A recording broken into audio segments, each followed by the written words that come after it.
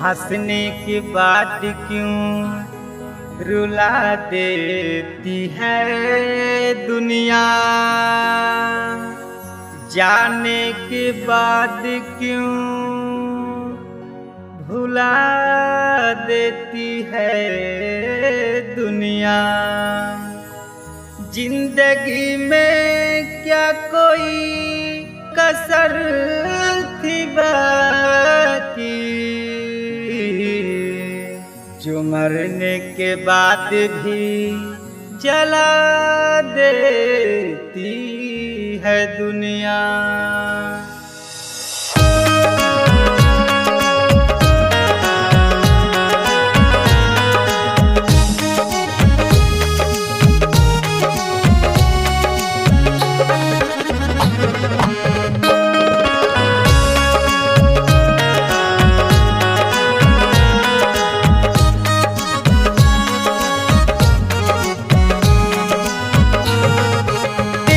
चेहरा बसा निगाहों में,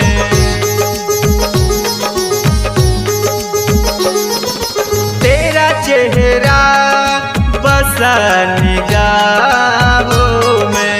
अभी जिंदा हुआ जबाहों में, तेरा चेहरा बसा निगाहों में। चेहरा बसा निगाहों में।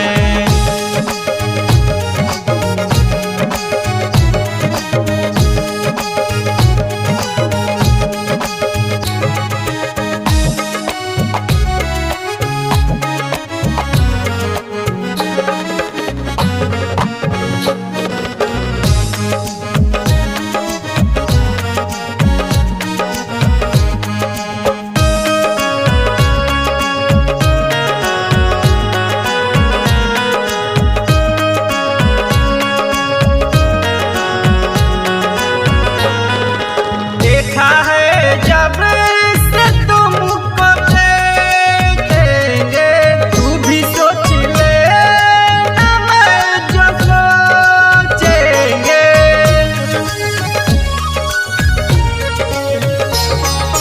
देखा है जब से तुमको देखेंगे, तू भी सोच ले ना मैं जो सोचेंगे।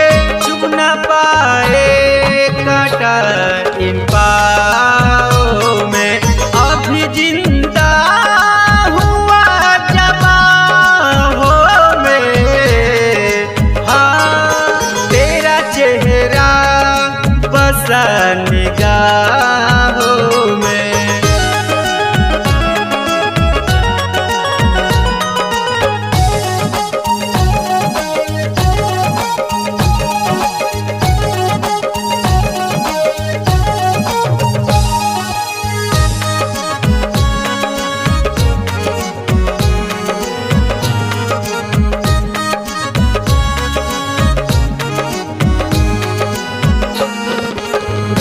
कर हमसे दूर जाओगी, हम भी आएंगे जहाँ जाओगी।